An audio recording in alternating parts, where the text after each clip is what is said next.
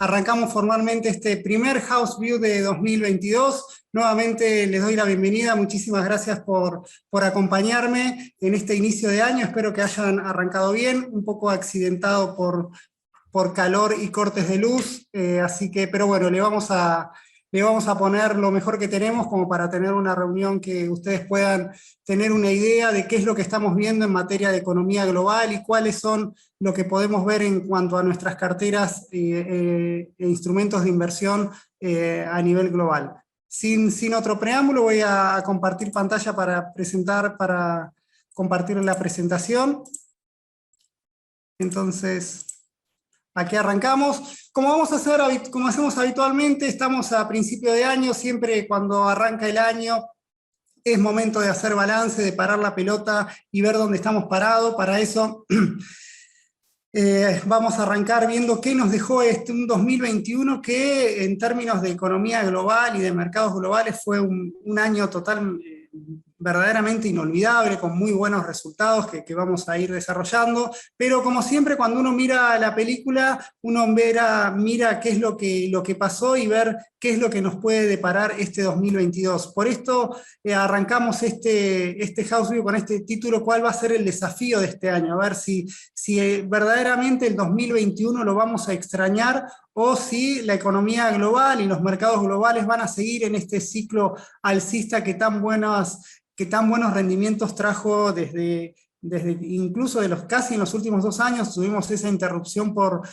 la pandemia, pero estamos en un ciclo alcista de los mercados que ya lleva más de una década y con rendimientos sumamente positivos, ¿no? Entonces, para arrancar, ¿qué nos dejó el 2021? Un poco lo que fuimos viendo a lo largo de todo el año fue estas diferentes olas de contagio que teníamos.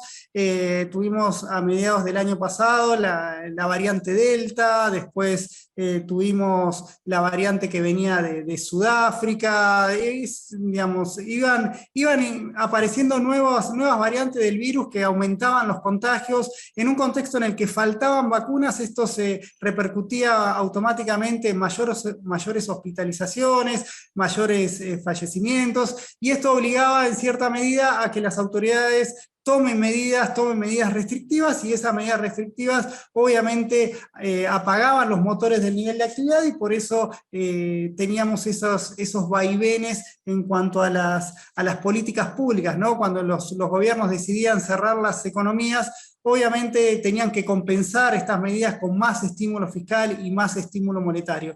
Ese contexto del lockdown global lo tuvimos en la primera hora, cuando allá en el primer trimestre del anteaño pasado nos acostumbrábamos, o por lo menos arrancaba esta pandemia, y las autoridades, todo el mundo generó este lockdown global que generó que la economía global haya tenido la mayor recesión de su historia, la más profunda, pero al mismo tiempo también la de recuperación más rápida. Nosotros siempre, por cómo están compuestas nuestras carteras, nos concentramos en Estados Unidos, que claramente es el leading de todo lo que tiene que ver con los mercados, pero más o menos en todo el mundo pasó lo mismo, y digamos, la economía en 2021 se recuperó, y se recuperó a un paso verdaderamente auspicioso, quizás a veces con un poco más de espuma de la necesaria, pero digamos como que nos acostumbramos a vivir en contextos de aumento de contagios, de aumento de volatilidad, pero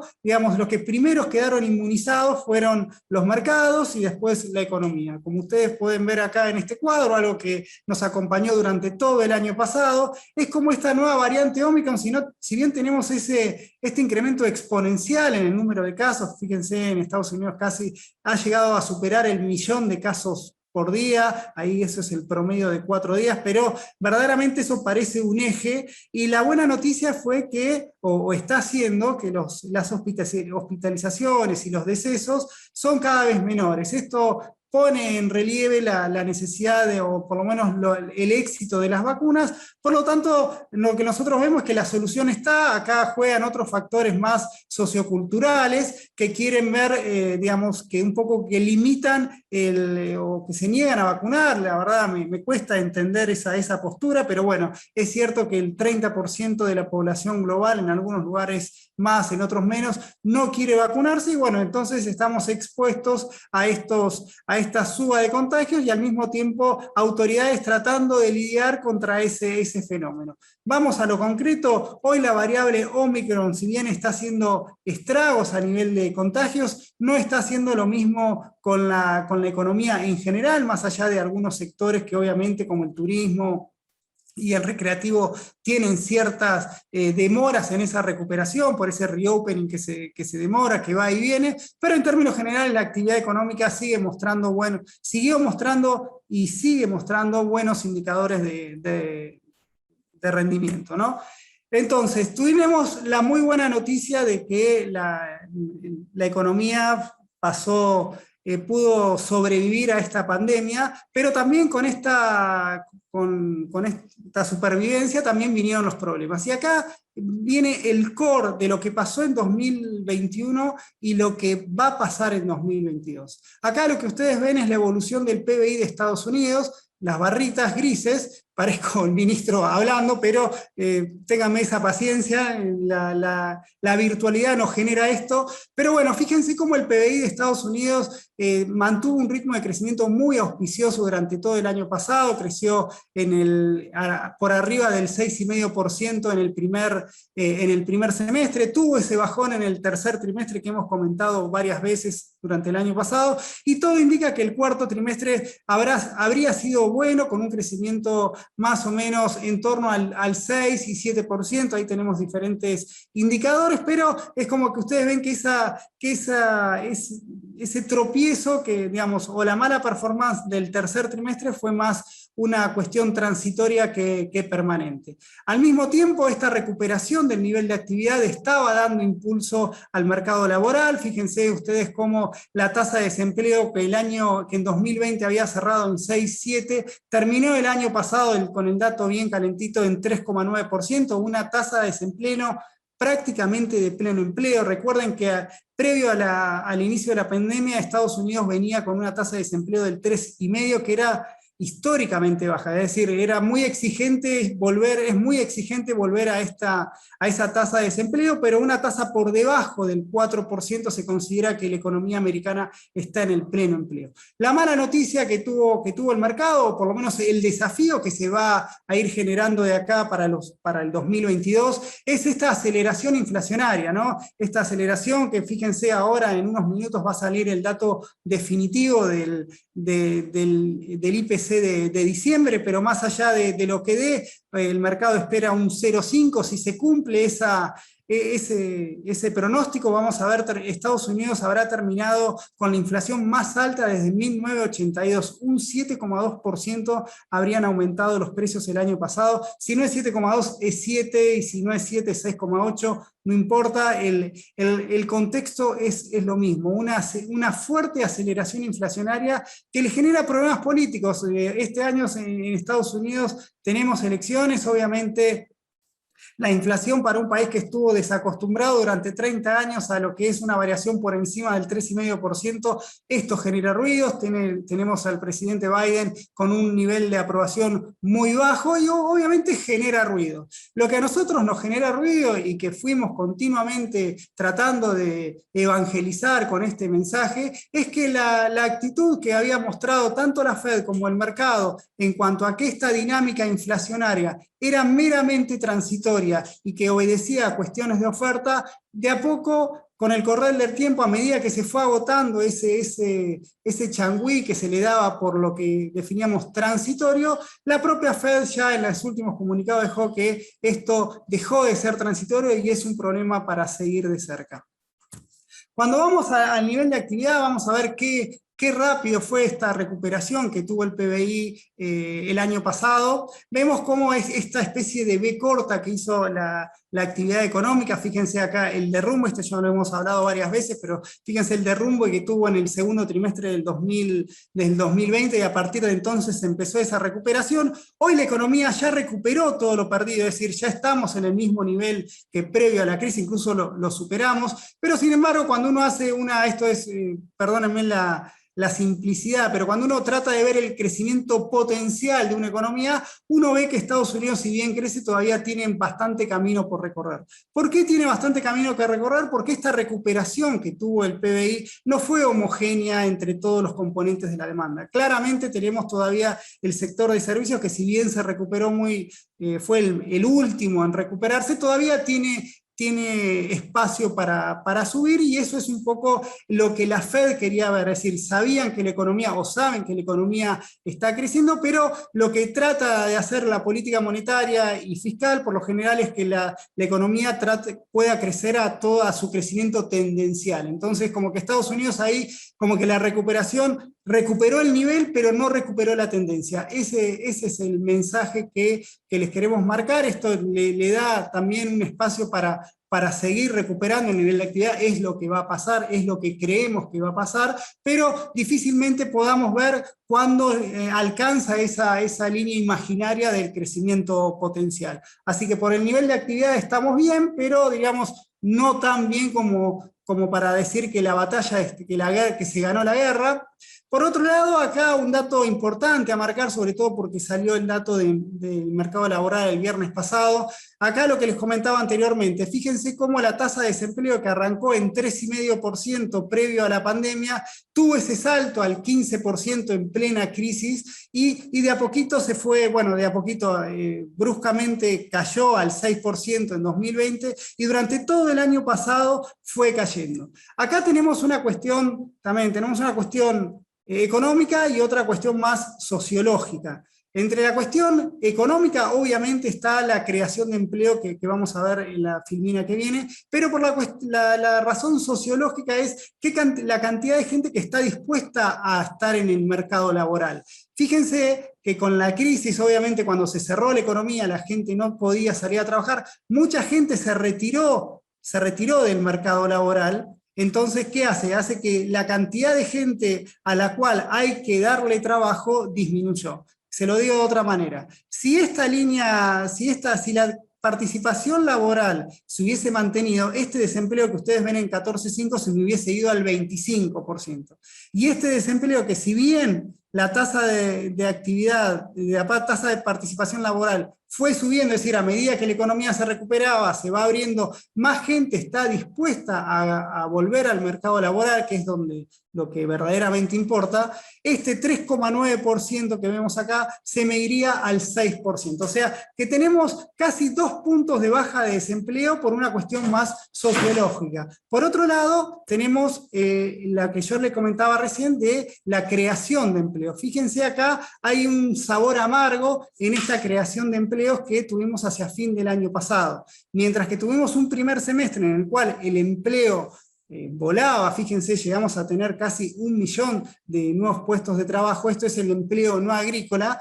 Tenemos que en el segundo semestre esto disminuyó bastante, sobre todo en el sector privado, y terminó el año creando apenas 200.000 nuevos puestos de trabajo, a lo cual, valga la aclaración que no se los comenté, además del empleo no agrícola que mira el mercado con 20 ojos, acá tenemos otro factor que es el empleo agrícola, que siempre me aporta, y en un contexto como el año pasado, el empleo agrícola de Estados Unidos les favoreció bastante. Tengan en cuenta que en noviembre se crearon 600.000 puestos de trabajo del sector agrícola, y en el último mes otros 400.000. Eso es lo que también le aporta al empleo total de la economía, que es con lo cual vemos la tasa de desempleo. Conclusión, el mercado laboral está en una situación de pleno empleo, como la Fed esperaba, con cierta moderación en el margen, pero también tengamos en cuenta que por lo general, si bien acá esto está corregido por estacionalidad, todos los diciembre, por lo general, son los peores meses de cada año, básicamente porque también en el hemisferio norte influyen las olas de frío y también menos días laborales, así que son meses complicados que cuestan desestacionalizar, pero a los datos nos remitimos. Cuando uno mira la historia trimestral, vemos que el empleo aflojó, la creación de empleo privado aflojó, y dentro del empleo privado que aflojó está el sector de servicios, que obviamente le cuesta salir de este escenario pandémico, ¿no? Y acá vamos a lo peor, digamos, a lo peor que tuvo el año pasado digamos, que por fin, digamos, tuvo que llegar a 7% para que haya cierta reacción por parte de la Fed y también por parte del mercado en alguna medida, ¿no? Como ustedes ven acá fíjense, la inflación core, digamos, no la llevemos hasta el 82 para que sea más alta, pero sí es la más alta desde el 91, es un problema de inflación generalizado. Acá hemos criticado esa forma de ver la inflación a lo argentino o a lo moreno, eso de agarrar el índice y ver, me subió el IPC, me subió autos tanto, lo descarnaban y decía, sacamos autos, sacamos turismo, sacamos pasaje de aviones y el IPC da bien. No, la inflación, lo decimos nosotros los argentinos, que en esto sí podemos dar un poco de cátedra a la hora de analizar los procesos inflacionarios. Por lo general, cuando uno mira esta dinámica de precios que se van tan arriba, que es cierto, hubo problemas de suministro, hubo bienes y servicios que volaron en sus precios, pero la tendencia es claramente a una tendencia inflacionaria y no una tendencia para subestimar este siga-siga que planteó la Fed durante todo el año pasado. Fíjense, a las proyecciones me remito, esto lo hemos visto, pero fíjense cómo en cada una de las reuniones la Fed fue migrando su diagnóstico inflacionario. Fíjense, en diciembre del 2020 proyectaban una inflación para el año pasado, del 1,8 y habrá terminado siendo esto, mirando el IPC Core, no es el PCE, que es un poco distinto al IPC nuestro, y que les mostré recién, pero el mensaje es el mismo, digamos. A nosotros también en Argentina nos critican si les pifiamos en el pronóstico. Bueno, la Fed le pifió por 3 a la inflación y vamos a ver si le siguió pifiando, ¿no? Vamos a ver cómo termina y fíjense el acorde 1,8, la terminaron tirando la toalla en diciembre y dijeron que iba a dar 4,4 con el elefante ahí encima de ellos. Bueno, la buena noticia que tuvimos, como le dijimos acá, es que nunca hubo peligros para la recuperación del crecimiento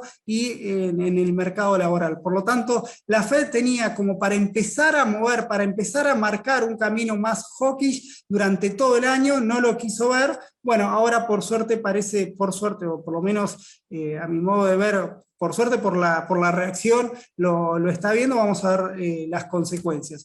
Por otro lado, ¿qué generó este mercado contemplativo? Nosotros cuando con el equipo charlamos qué está pasando con las tasas que no reaccionan, tengan en cuenta que a pesar de todo esto que les marqué, las tasas de interés de los bonos del Tesoro se movieron en un rango entre el 1 y el 1,7%, terminó el año con un promedio de 1,5%, y las tasas de interés reales negativas nunca fueron tan negativas las tasas de los bonos del Tesoro. Acá están desde el 76, pero si le tiro desde el 50, la serie seguramente esté entre los peores años en cuanto al rendimiento real de los bonos. Hay un dicho que dice que el pesimismo suena muy inteligente, pero los optimistas hacen plata, digamos. Entonces, eso es lo que nosotros el año pasado tuvimos que convivir, con una evidencia en cuanto a que la inflación era un problema y que se nos iba a venir encima, pero con un mercado que aparentemente descontaba todas esas malas noticias en los precios.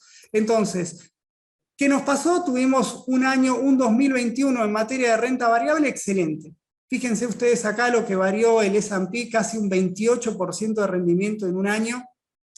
Uno de los ciclos lo vamos a ver, pero fíjense esta antítesis, ¿no? De la mejora que tuvieron este excelente año para las acciones y un deprimente año para los bonos, obviamente con tasas de interés en el mínimo y con leve suba. Obviamente todos los indicadores de renta fija fueron más para perder que para ganar. En el mejor de los casos, los bonos o los ETF de menor duration fueron los que más barata la sacaron, con caídas casi quedando hechos, pero tengan en cuenta que quedaron hechos con una inflación del 7%, ¿no? Entonces, si nosotros a este índice de bonos investment grade, que cayó casi 4% nominal, el año pasado les descontamos la inflación, hagan la cuenta de lo poco que nos aportó la renta fija a los rendimientos, algo que durante también todo el año pasado veníamos destacando, en cuanto a que el que quiere rendimiento va a tener que asumir riesgo, porque básicamente la renta fija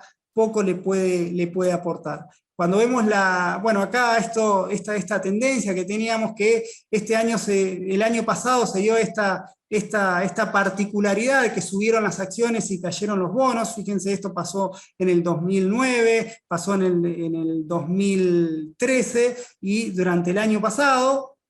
Probablemente este año seguramente pase lo mismo. Esto sería, ya empezamos a notar ciertas particularidades que nos puede traer este 2022, que sea el segundo año consecutivo en el cual la renta fija le traiga malos rendimientos en las carteras, y la renta variable sea el motor de esa rentabilidad. Cuando vemos la historia de los últimos 10 años, y acá vemos un poquito esta efervescencia, esta década ganada de los mercados, fíjense ustedes cómo el Nasdaq tuvo una rentabilidad el año pasado, pese a que en 2020 había subido casi un 50%, bueno, el año pasado se la rebuscó y logró un rendimiento casi a la par que del S&P, incluso estuvo corriendo durante todo el año atrás del S&P, por momentos lo superó, pero bueno, terminó ganando el S&P el año pasado. Pero cuando uno mira la última década, la verdad que el componente tecnológico es el gran motor de la rentabilidad en las carteras, con un 27%, fíjense, en los últimos 10 años tuvo un promedio de rentabilidad con dividendos incluidos del 21%, ¿no? O sea, como ustedes pueden ver acá, por tercer año consecutivo, el Nasdaq rinde por encima del promedio de la década. Un poquito también fue en términos de velocidad, también está la recuperación que tuvo el S&P, como les comenté recién, casi un 28-29%, y cuando casi 13 puntos más de lo que rindió en la última década. La contrapartida acá, como les dije, son los índices de bonos. Fíjense que cayeron un 1,8%, cuando en toda la década habían rendido 3,2%, e insisto este punto, 3,2% con inflación promedio del 2%. Si al 1,8 le ponemos la inflación, se nos va a casi 10. Digamos, cuidado con eso, digamos, porque es importante. A partir de ahora la inflación nos empieza a hacer ruido a la hora de analizar los retornos, sobre todo cuando hacemos las comparaciones históricas. Cuando lo vemos a nivel sectorial, lo vemos acá quiénes fueron los grandes ganadores por tipo de empresas. A esto hemos ampliado nuestro espectro de análisis para poder enriquecerlo. Fíjense, acá tenemos el S&P con ese rendimiento de 27% en 2021, y cuando lo comparamos contra el 2019, es decir, bueno, habiendo pasado la pandemia, a ver cuánto más arriba está del nivel pre-pandemia, está casi un 50% arriba, la verdad. Digamos, si pasó la pandemia acá no nos dimos cuenta. El Nasdaq 100, este Nasdaq que concentra las 100 principales empresas, subió como les dije así, casi a la par del S&P, pero cuando lo comparamos contra el 2019 prácticamente se duplicó, un 80%, una bestialidad.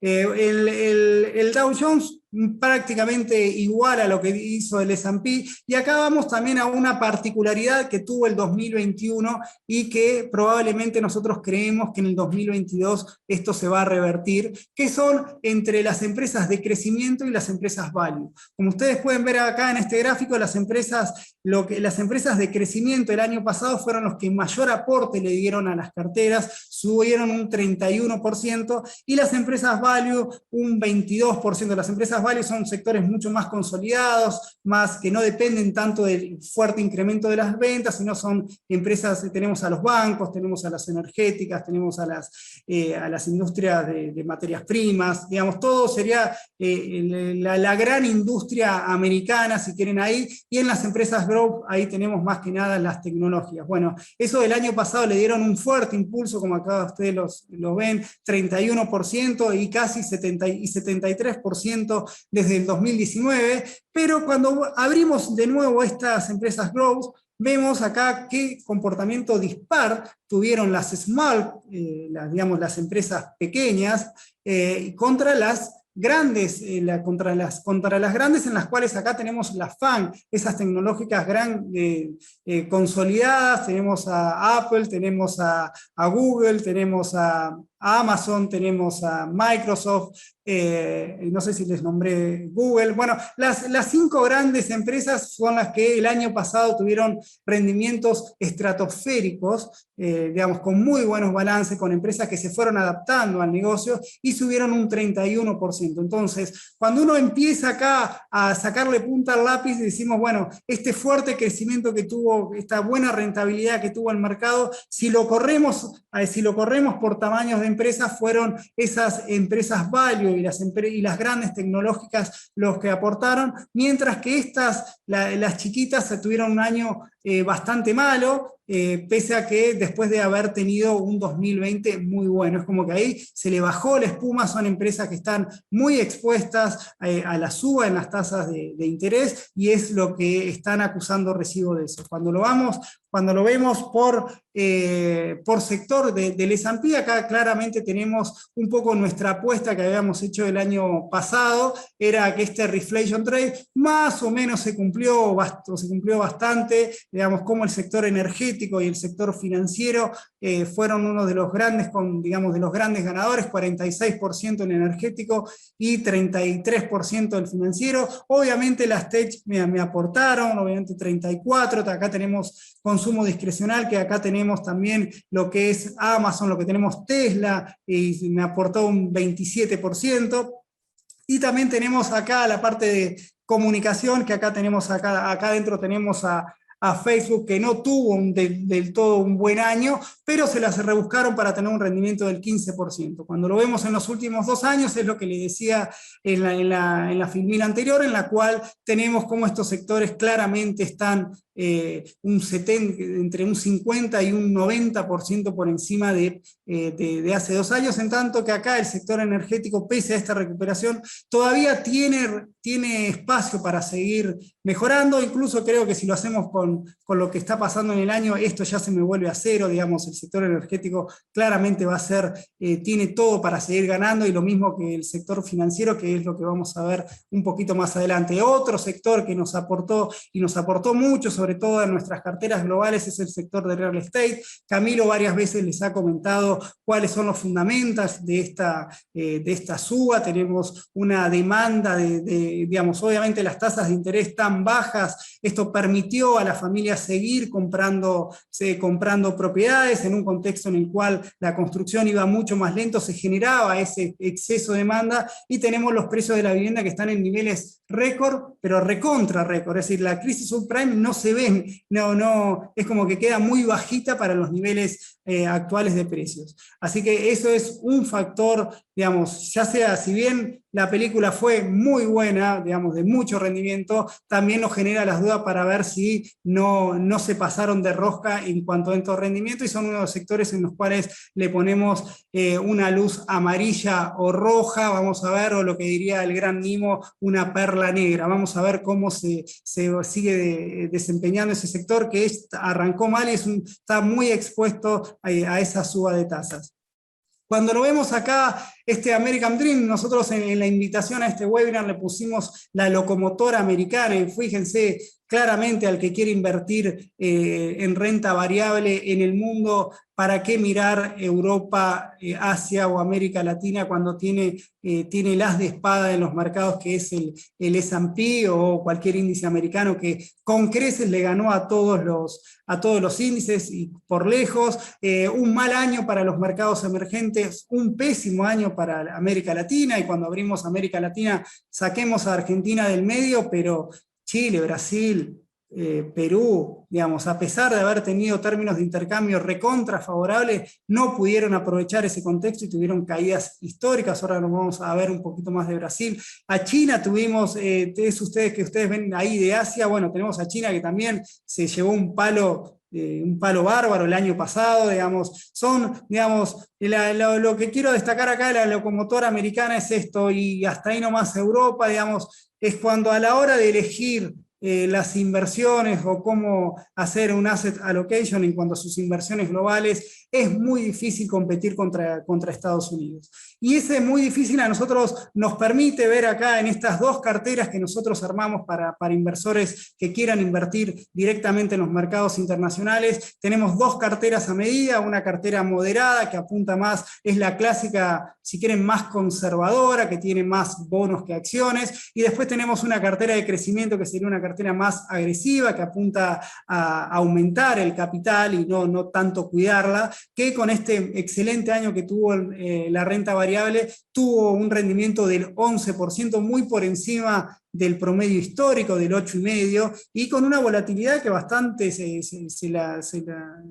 digamos, se la banca bastante bien, en tanto que la cartera, como les decía, conteniendo esa mochila pesadísima que son la renta fija en la cartera, que no, más allá de darnos cierta seguridad, no nos dan rentabilidad, o sea que acá la apuesta es no perder capital. Bueno, tuvo un rendimiento de apenas el 3,3%, muy por debajo del retorno del 5,5% que había dado desde el 2014 al 21. Acá, para si quieren tener un poquito más de detalles, cómo generó la cartera de crecimiento y moderada, y cómo queda respecto, y cómo había dado en 2020. Fíjense que la cartera de crecimiento se performó muy bien este año y también revalidando el buen año que tuvo en 2020 pese a la pandemia, en tanto que la moderada, por esta caída que nosotros vemos acá en todo lo que es renta fija, como la castigó demasiada. Vale aclarar acá que el dato de Brasil, que no, digamos que es importante destacarlo, esto es el rendimiento de Brasil sin los dividendos. Si le incorporamos los dividendos, esta baja de Brasil se me reduce al 17%, como un poco para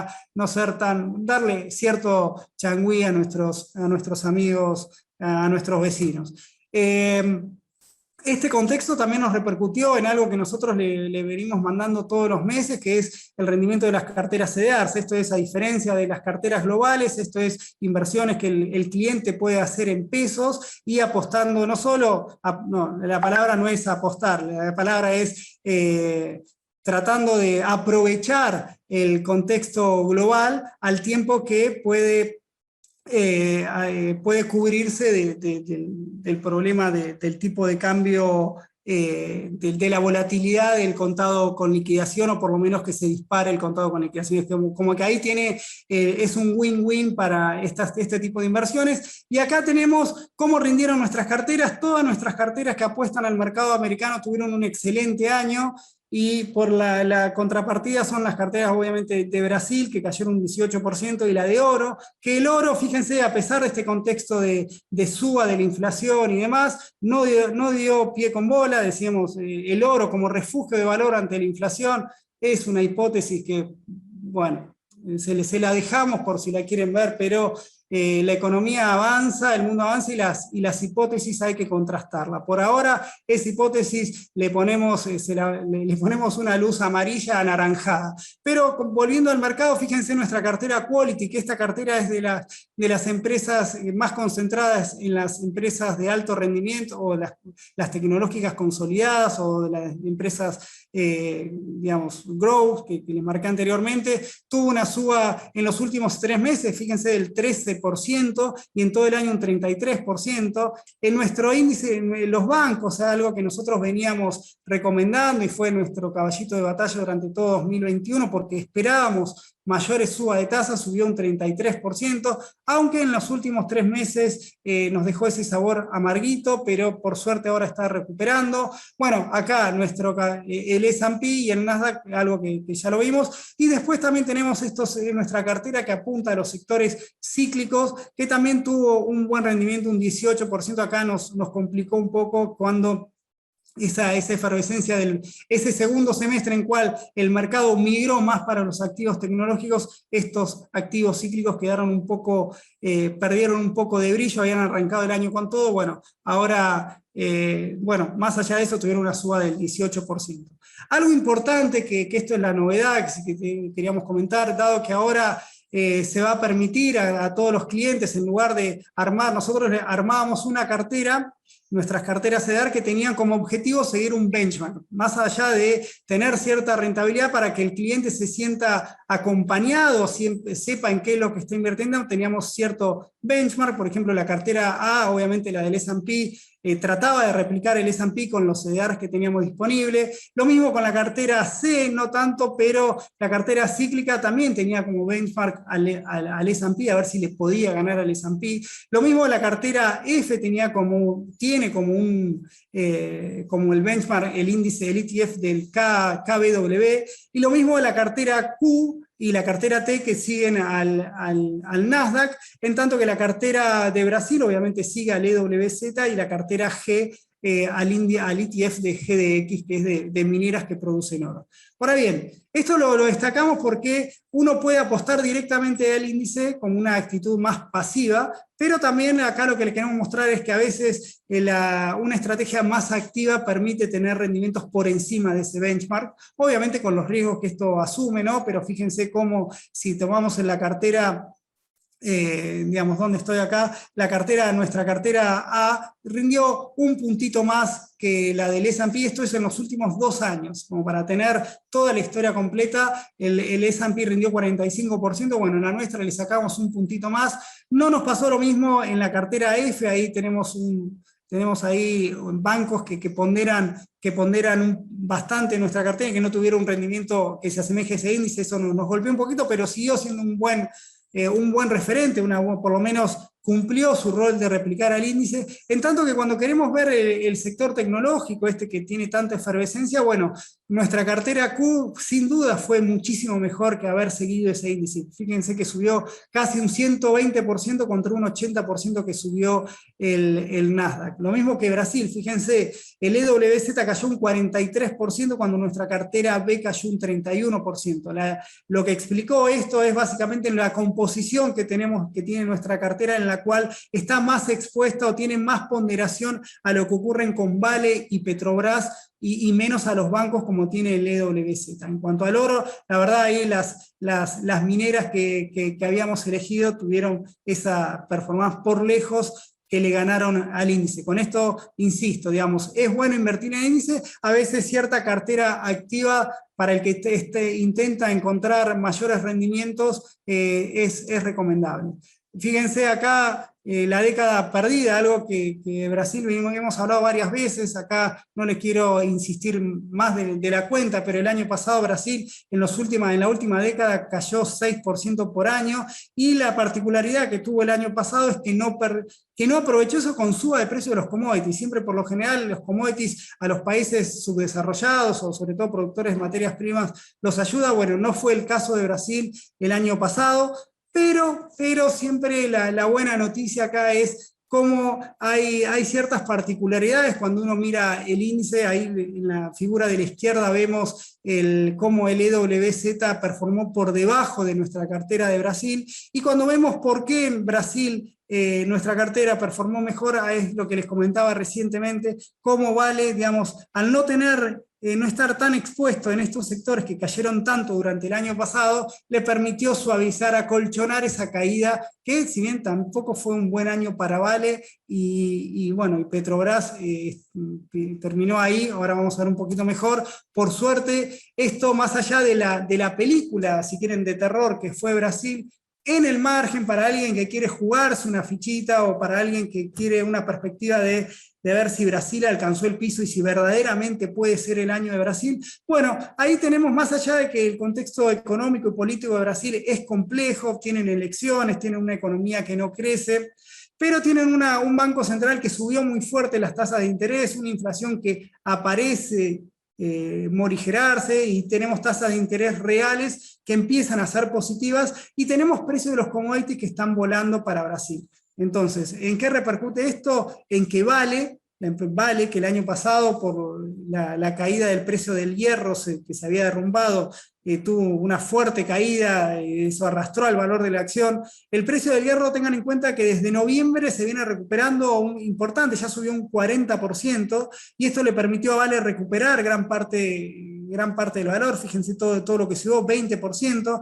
Lo mismo pasó Petrobras, que con la suba del precio del petróleo, incluso hoy en el daily les mandamos cómo el precio del petróleo vuelve a alcanzar casi nuevos récords desde 2014, superando los $80. Esto permitió que la cartera de Brasil, más allá de esa historia dramática que les acabo de mostrar, en el margen empieza, intenta despegar, incluso con algunos bancos. Yo acá puse el Itaú, que estos bancos que se favorecen con la suba en las tasas de interés y sobre todo por la apreciación cambiaria, esto les permitiría a que la cartera de Brasil sea más allá del prontuario, pueda llegar a tener buenos rendimientos. Si hoy nos pregunta, creemos que es siempre con la moderación que obliga a tener una cartera tan volátil, o la participación que tiene que tener un tipo de instrumento como esto en las carteras, que nosotros el año pasado lo bajamos del 10 al 5%, bueno, podríamos volver a ponerlo en el 10%, obviamente todavía no lo tenemos definido, pero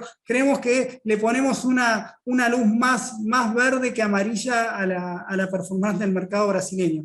Además de esto, tenemos que Brasil tiene estas empresas, sobre todo Petrobras, son empresas que con muchos dividendos tienen un 20% en cuanto a su dividend yield, lo cual es récord a nivel, si quieren, global, y esto también permite que sea una buena alternativa el mercado brasileño.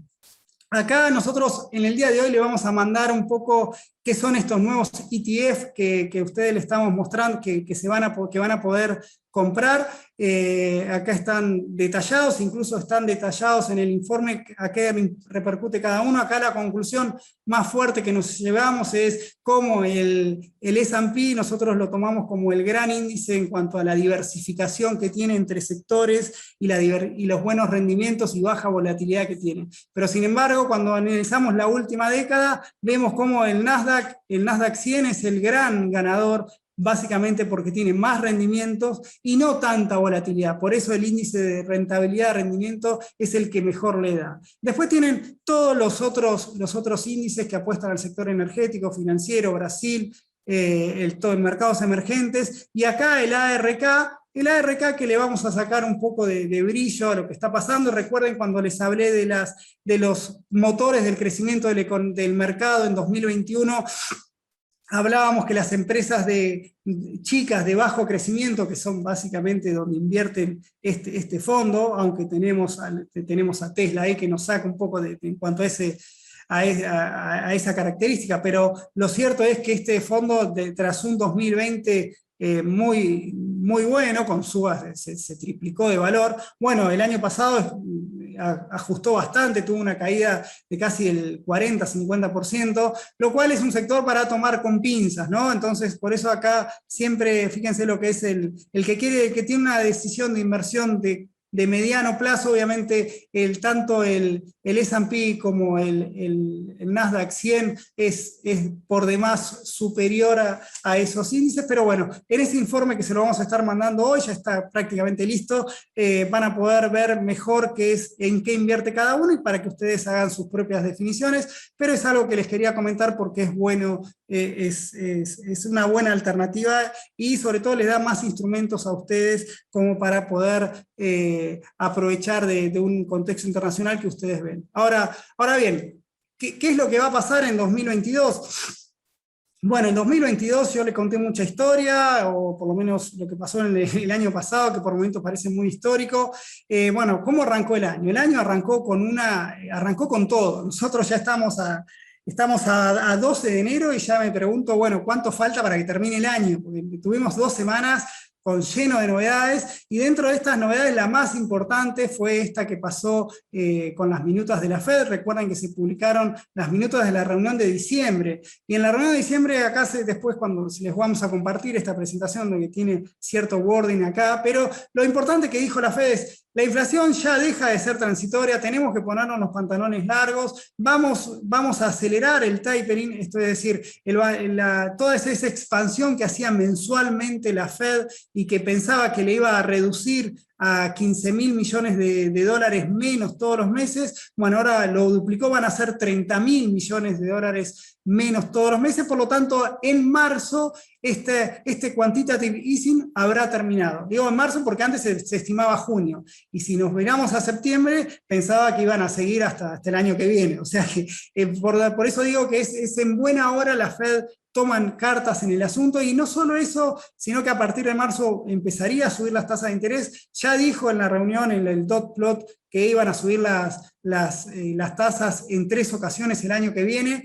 Bueno, pueden ser más, digamos, vamos a ver. Y al mismo tiempo no solo dijo que va a reducir va a terminar con el tapering en marzo, sino que va a subir las tasas a partir de marzo, sino también está dispuesto y están evaluando achicar el balance de la Fed, es decir, van a retirar peso del mercado. Después de hacer una bazuca monetaria durante prácticamente 2 años, bueno, ahora llegó la hora de recoger el barrilete y empezar a retirar esos estímulos monetarios. Obviamente, y está bien que así lo hagan, obviamente esto va a ir de la mano de cómo venga la inflación. Ya salió el dato de inflación, no lo puedo ver, a ver cuánto dio, pero bueno, 0,6, o el mercado esperaba 0,5, o sea, esto revalida nuestra información. Gracias, Diana, por pasarme el dato, pero revalida nuestra hipótesis de que la inflación, o sea, con un 0,6 que haya dado, la inflación tiene que haber terminado por encima del 7,2% que le dije. Así que bueno,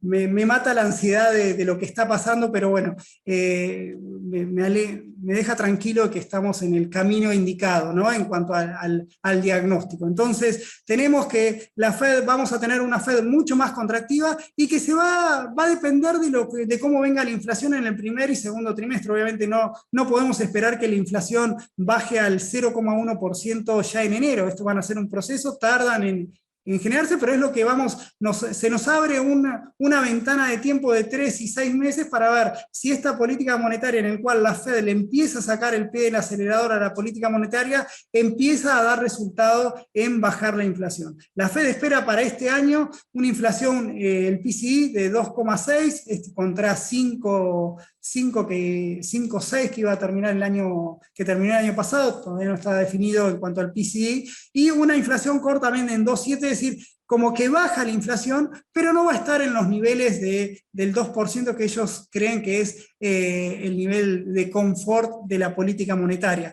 En ese contexto, ¿por qué ven que la inflación va a haber bajado? Bueno, porque ven una suba de tasas en 3 ocasiones, terminando este año en 0,875, es decir, contra 0,25 que está este año, pero digamos, vamos a ver si este es el escenario de base, esto es de dónde partimos, vamos a ver ahí a cómo lo cumple. El mercado ya se está poniendo nervioso, por lo menos están acusando residuos, se terminó ese siga, y las tasas de interés empiezan a reaccionar, y empiezan a reaccionar al alza. Esta semana estuvieron en 1,7, no sé cómo estar ahora, pero llegó a estar en 1,78, incluso lo pasó, es decir, ya estamos en niveles de tasas de interés en todos los tramos por encima del nivel prepandemia, o sea que esto nos lleva a cierto escenario de normalidad de la política monetaria. Vamos a ver si les da el cuero, y obviamente esto va a ir de la mano de cómo vayan dando los datos de alta frecuencia, ¿no? ¿Qué pasa cuando la Fed cuando sube la tasa de los bonos del Tesoro, sobre todo a 10 años? Bueno, se desinflan las empresas de crecimiento y se desinfla en Nasdaq. Es una cuestión por ponderación, y mejoran las empresas value, sobre todo los bancos, y el S&P en general, que tiene un sector mucho más diversificado, mucho más, con un 30% de empresas que corresponden al ciclo económico, y esto mejora en nuestro asset allocation hacia estos sectores, dado que creemos que este área gris va a seguir subiendo de la mano de ese endurecimiento de la política monetaria a consecuencia de la aceleración inflacionaria. Cuando lo vamos a ver qué está pasando en el año, ya por suerte nos queda poco, y voy a ver que tengo algunas preguntas por ahí. El S&P ¿cómo arrancó el año? El último mes, bueno, tuvo una caída del 0,4%, y fíjense acá lo que les decía, cómo esta efervescencia que tenían las empresas growth, si bien en los últimos días se moderó aceleró esta caída, vale destacarlo, es decir, veníamos muy abajo, pero están con una caída del 3,5%, y la contrapartida son estas empresas, las grandes empresas, las big value, y todo lo mismo las small, que están estos sectores value, cómo mejoran. Y si lo vemos nuevamente también por sector, como el consumo, la parte de los energéticos, los bancos y los de consumo estable, acá, si quieren, sectores defensivos, también tuvieron un buen arranque de año, ¿no? Entonces, un poco para ver el posicionamiento que podemos tener en cuanto a nuestras carteras. Bueno, acá yo les marqué diferentes tipos de escenarios que podemos tener durante el 2022, y ver acá qué va a ser, si va a ser bueno o malo, ya sea para la parte de acciones y la parte de bonos. Recuerden que una cartera más agresiva pondera más acciones, más cerca del 60-40, y una estrategia más conservadora es al revés, unas 40 acciones y 60 de bonos. Bueno, nosotros, obviamente, para empezar a hablar, tenemos, bueno, primero algo ¿qué puede pasar a la economía? ¿No? Que la economía, que el crecimiento siga alto, y que por esta cuestión de la ganancia en productividad que puede tener la economía en base a los avances tecnológicos y todo lo que ustedes quieran, permite que la inflación baje. Ese sería un escenario en el cual tienen razón los que creen que la aceleración inflacionaria de 2021 fue transitoria y que obedeció a cuestiones de problemas de suministro. Bueno, si ellos tienen razón y pasa eso, vuelve a ser sobre todo un gran año, sería un boom productivo, un gran año para las acciones y un mal año para los bonos, básicamente porque las tasas de interés van a seguir muy abajo. Esperen que me bajo ahí que no lo veo, perdón. Y un buen año para los bonos, básicamente porque las tasas tenderían a la baja, o por lo menos la tasa de 10 años perforando nuevamente el 1%, y esto le podría traer beneficios a la renta fija. No es el escenario que, con toda la parolaquia que le acabo de decir durante toda esta última hora, no es el escenario que nosotros estamos viendo por lo menos por ahora.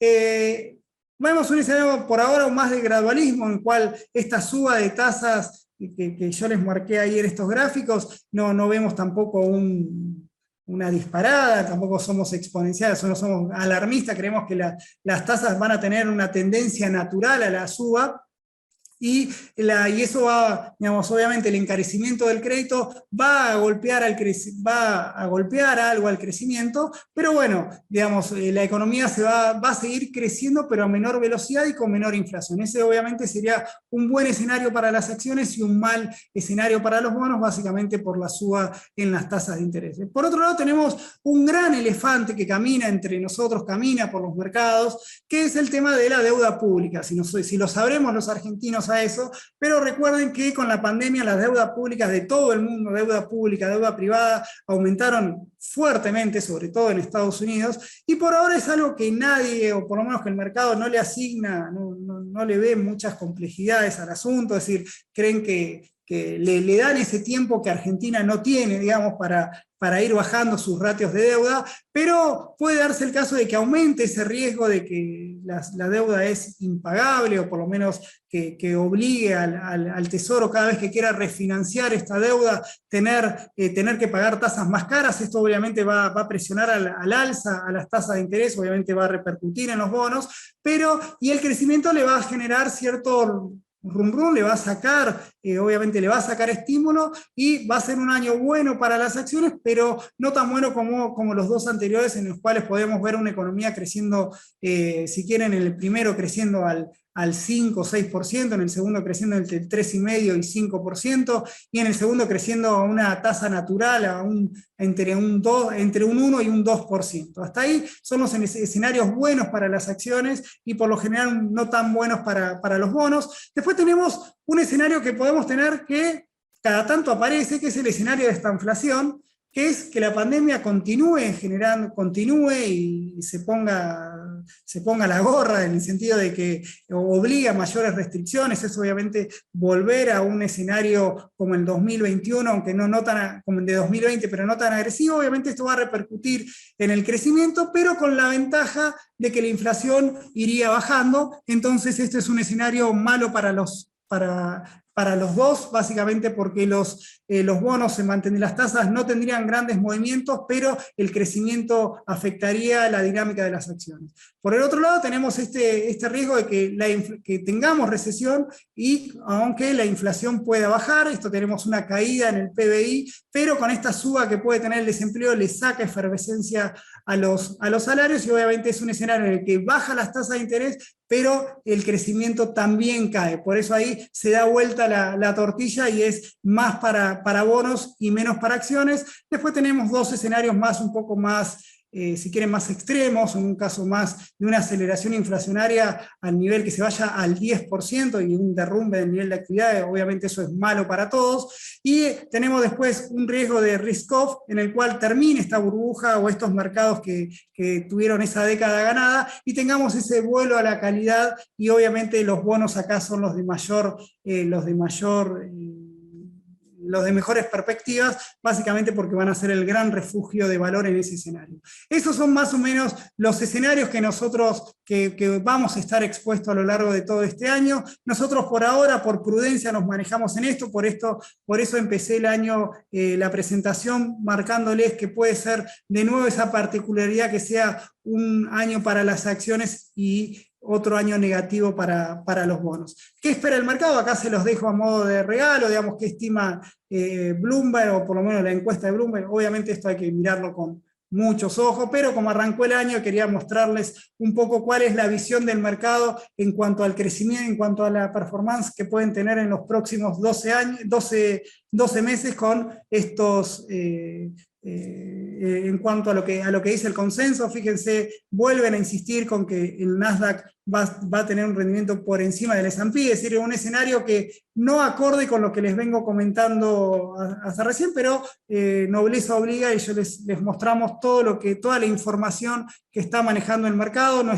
Para cerrar, nosotros siguiendo, creemos en nuestras posiciones, en nuestras carteras que están más expuestas a los sectores más cíclicos y value, como el energético. Creemos que el petróleo en $80 tiene todavía recorrido alcista, y sobre todo las acciones del sector petrolero tienen ese recorrido alcista. Creemos que las tasas de interés van a seguir subiendo, y eso es muy alentador para los bancos. Esta suba de tasa de interés no creemos que vaya a impactar en el desempeño de la economía, porque si bien la Fed está siendo más prudente, todavía no es que estamos en la era Volcker, más allá de que algunos indicadores son parecidos. No tenemos una suba de tasa de interés exponencial, va a ser todo muy despacito, y eso va a permitir que esos sectores cíclicos que dependen de un PBI que siga creciendo por encima de su tendencia, de su promedio histórico, les siga teniendo muy buenos rendimientos. Bloomberg también le da acá sí coincidimos, no sé si tanto en los montos, no quiero tirar números porque sí, pero por lo menos ven un mercado brasileño bastante bullish. Me parece un poco exagerado, pero bueno, como siempre, hay que ir viéndolo. Y bueno, esas son un poco las conclusiones que teníamos para comentarle en este primer House View del año, en el cual son los grandes desafíos que digamos, que vamos a tener que ir pasando. Voy a ver si me permitan, algunas preguntas que tengo, las voy a ir seleccionando porque estoy a 1 minuto. Algunos son más comentarios que preguntas.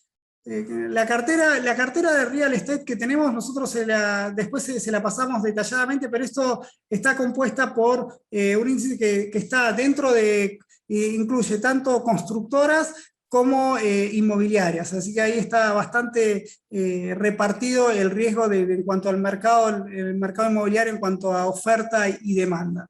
A ver si tengo alguna otra. Bueno, perdón que voy a detener acá.